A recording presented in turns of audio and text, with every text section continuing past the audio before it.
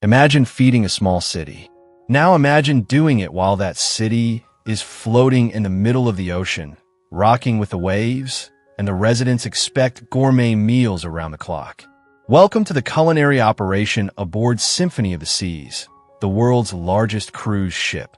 Every week, over 6,600 passengers vacation aboard this floating resort, and every single one of them needs to eat. Not just once or twice, but constantly. Breakfast, brunch, lunch, afternoon snacks, dinner, late-night bites, midnight buffets, and 24-hour room service. The demand for food never stops, not even for a minute. The ship's kitchens run 24 hours a day, 7 days a week, manned by a culinary army of more than 1,000 people. These dedicated professionals dish out over 30,000 meals every single day, and they do it all from surprisingly compact kitchens on a constantly moving ship. So how does all this food make it from the loading dock in Miami to the plates of thousands of hungry passengers? How do chefs coordinate dozens of different menus simultaneously? And what happens when a ship hits rough seas and the kitchen starts rocking? Let's take you behind the scenes of the largest floating restaurant operation on Earth.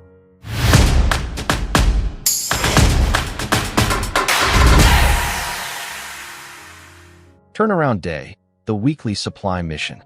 We'll start our journey on the loading dock on a Saturday morning. This is what's called Turnaround Day in the cruise industry, the one day each week when all new food supplies are delivered to the ship while it's docked in Miami. This is basically a place that you would not like to be on Turnaround Day, explains one crew member, shouting over the chaos. When we are loading, it's busy, super busy. It's controlled chaos at its finest. That organized chaos is overseen by Jarrett, the ship's provisions manager. He's responsible for ordering food for the ship's 23 different restaurants every single week. It's a massive responsibility that comes with a massive budget, $1 million. And that entire budget is just for 7 days worth of food. Think about that for a moment. $1 million. Every single week. That's roughly $52 million in food costs annually, just to keep passengers fed. Jarrett doesn't just order the same things every week. He carefully analyzes booking data to understand who's coming aboard. Sometimes we'll tweak our orders based on demographics, he explains. Spring break week with lots of families? We know we'll need significantly more chicken fingers, burgers, and fries. An older demographic during off-season? We'll order more premium cuts of steak and more sophisticated ingredients. That's how the operation runs, so we monitor it on a daily basis. What has been used, what has not been used, what's trending, what passengers are loving. And then we adjust our orders accordingly for the next cruise. But by and large, being based in Miami and having roughly the same passenger capacity, our orders are fairly consistent week to week. On this particular turnaround day, 30 massive trucks arrive at the Miami port. They're carrying an astounding 500 pallets worth of inventory, and every single item on those pallets has to be loaded onto the ship by 4 p.m. sharp. No exceptions. Any delay in our operation can hamper the sail away of the ship, which is again a big logistic requirement, Jared explains. We have a departure time that absolutely cannot be missed. Passengers are boarding. The harbor has scheduled our departure. Everything has to move like clockwork. Over 600,000 pounds of food and beverages are provisioned for just 1 week of sailing. To put that in perspective, that's roughly 300 tons, equivalent to about 50 full-grown elephants, being loaded onto the ship in a matter of hours. The secret highway, I-95. Once all those provisions are loaded on board, they must be distributed throughout the massive ship. That's where the vessel's hidden logistics system comes into play, a corridor crew members call I-95. The name is a clever reference to the famous interstate highway running along the east coast of the United States. On the ship, I-95 is a long service corridor stretching almost the entire length of Deck 2. It acts as the central artery for transporting food and supplies to every kitchen, restaurant, and storage area on board. On Deck 2, we separate all the stores to the different locations they're supposed to go, a crew member explains while guiding us through the corridor. There are about 20 different storerooms down here, freezers, refrigerators, walk-in coolers, and dry storage. It's basically a small warehouse. Everything is carefully organized. Seafood, meat, vegetables, and fruit are kept in separate climate-controlled spaces to prevent cross-contamination and preserve freshness. Each storage room is monitored to maintain ideal temperatures for different ingredients. Planning is extremely precise. A crew member opens a large produce refrigerator and explains that by the final days of a cruise, most of it will be nearly empty. Only a small reserve of fruits and vegetables remains as backup stock. Everything else has already been used according to the ship's carefully planned menu schedule. Waste is kept to a minimum. If ingredients begin ripening faster than expected, something that can happen in warm climates, the kitchen teams quickly adapt. For example, broccoli that may be too soft for a side dish can be turned into broccoli cheddar soup instead of being discarded. Along I-95, there are also 6 large freezers holding frozen seafood, backup vegetables, and about 700 pounds of ice cream consumed each week by passengers. Dry goods are stored separately on Deck 1. Walking into this storeroom feels like entering an international gourmet market. Rows of spices from around the world, specialty chocolates for pastry chefs, coffee beans, tea selections, and imported ingredients. A freight elevator system then transports supplies from these storage areas to the ship's mini galleys. Every day, the inventory team checks temperatures, expiration dates, and the condition of fresh produce to ensure quality and safety. Once everything is logged and organized, chefs from the various restaurants place their orders. They come down to I-95, collect the ingredients they need, and transport them to their galley, where thousands of meals will soon be prepared. Meet the executive chef. That's where Executive Chef Ryo comes in, and he takes his responsibility seriously. Any food on this beautiful ship, anything you eat, it is my responsibility, he declares with pride and just a hint of pressure in his voice. Wherever you have beautiful potato fries, it's my responsibility. Rice is mine. Pasta is mine. Pastry mine. Salads, shrimp, steaks. Whatever you eat on this entire vessel, it ultimately falls under my responsibility. Ryo oversees a culinary team of 280 professional chefs who run the ship's 36 kitchens 24 hours a day, 7 days a week. These aren't just cooks. They're trained professionals from culinary schools and restaurants around the world, recruited specifically for their expertise. Each chef works grueling 10 to 12-hour shifts. Their contracts typically last 4 months without a single day off. That's 120 consecutive days of work. It's exhausting, demanding, and requires extraordinary dedication. Some people start working at 4 o'clock in the morning, working all the way until 2 o'clock in the afternoon. They take a break, rest for a few hours, then come back again at 5 o'clock in the evening and work until 9:30 at night, Ryo explains.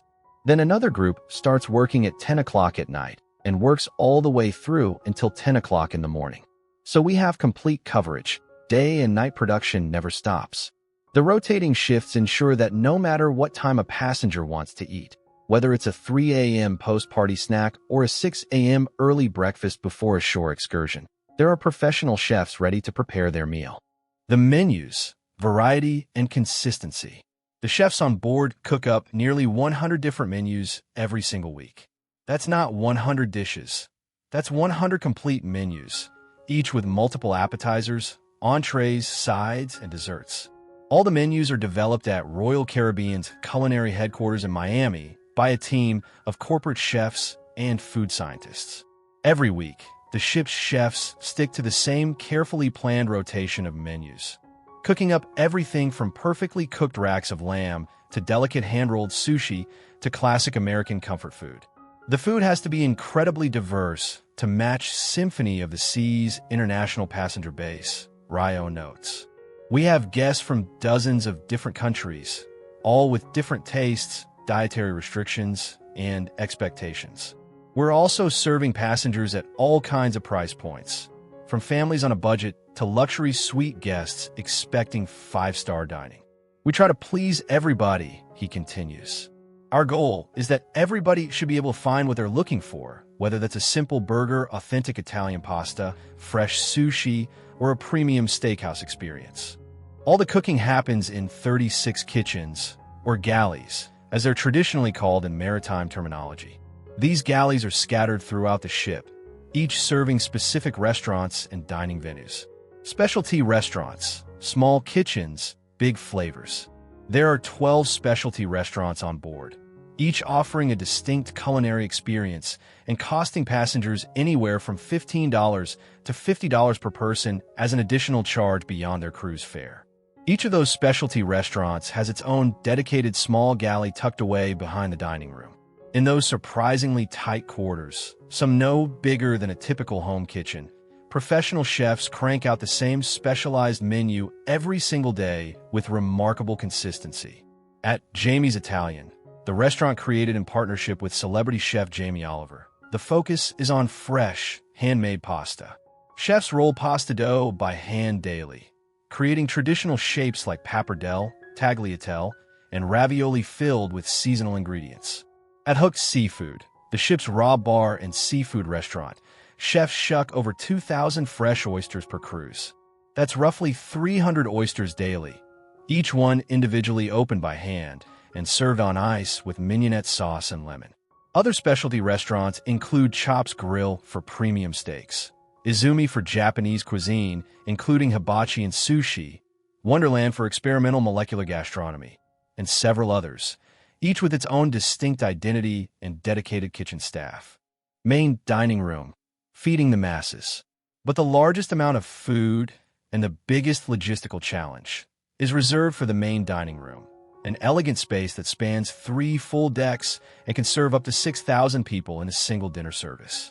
Eating in the main dining room is included in every passenger's cruise fare, making it the most popular dining option on the ship. Passengers can choose from 2 dinner seatings, early at 6 p.m. or late at 8:30 p.m., or opt for My Time dining, which allows them to show up anytime between 5:30 and 9:30. Coordinating food service for that many people requires military-level precision and planning. Prep kitchens, where it all begins.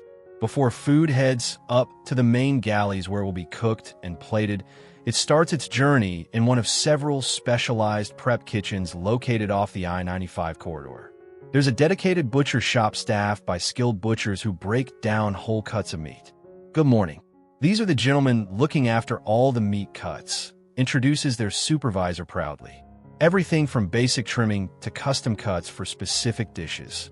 These butchers go through approximately 15,000 pounds of beef and 9,700 pounds of chicken each week. That includes everything from ribeye steaks to ground beef for burgers to chicken breasts to whole roasted birds. There's also a vegetable cutting room where prep cooks dice, slice, julienne, and chop thousands of pounds of fresh vegetables daily, and a fish thawing and fabrication area where seafood is carefully prepared. Lobster is consistently the most popular dish in the main dining room. There's something special about being served lobster while cruising the Caribbean. The ship goes through approximately 2,100 pounds of lobster tails every single week, each one individually plated and served with drawn butter. The main galley, controlled chaos. Finally, after all that preparation, the food heads upstairs to the main galley, the ship's biggest, busiest, and most impressive kitchen space. This galley is broken down by specialized stations: desserts, bread and pastries, cold food preparation, and hot food cooking. Each station operates like its own mini restaurant kitchen, with dedicated chefs responsible for specific components of the meal. In the dessert station, pastry chefs whip up elegant cakes, handmade chocolates, delicate mousses, and over 100 different types of pastries each week. The presentation is restaurant quality. These aren't simple sheet cakes, but intricate, beautiful desserts that look almost too good to eat. Over in the bread bakery, bakers produce 40 different kinds of bread from all over the world, all made from scratch using traditional techniques. French baguettes, Italian focaccia, German rye, Irish soda bread, Indian naan. The variety is staggering. The smell of fresh-baked bread fills this section of the galley 24 hours a day. But the real hustle, the real test of skill and coordination, comes just before the dinner rush, when 6,000 hungry passengers are settling into the main dining room expecting perfectly prepared, perfectly timed meals. Remember Executive Chef Ryo? Before dinner preparation even begins, he has to approve every single dish that will be served that evening. He personally tastes each preparation, gives his critique, and ensures everything meets his standards. We watch as Ryo methodically works his way down the line, tasting a spoonful of soup here, examining a sauce there, cutting into a piece of fish to check doneness. A little bit more salt in this one, he instructs. A little bit more pepper here. Add a touch more acidity to balance the richness. Very, very good on this sauce. Perfect consistency. But we need to put a little bit more garnish for today. You can see here, chef. Make it pop visually. Beautiful, beautiful. This is exactly right. You don't know how many attempts it took to perfect this dish, but now it's great. Check. Thank you so much. Thank you so much for your attention to detail, and I look forward to seeing these go out to guests tonight. The chefs take Ryo's detailed notes and immediately begin adjusting their recipes and preparations accordingly. The cooking line, precision at scale. In the cold room, chefs assemble fresh salads, cold appetizers, and dishes like beef carpaccio and shrimp cocktail. Everything is pre-plated with careful attention to presentation.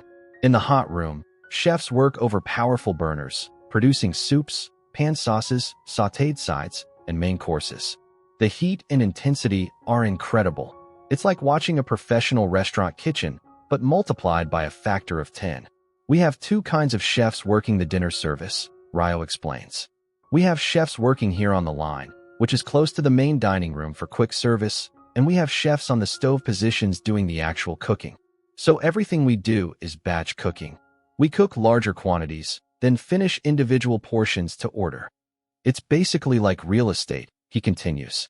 The cooking stations produce the food, then we pass it over to the pass. That's the final plating area. The person working the pass is responsible for plating each dish to exact specifications and ensuring it goes out to guests at the proper temperature.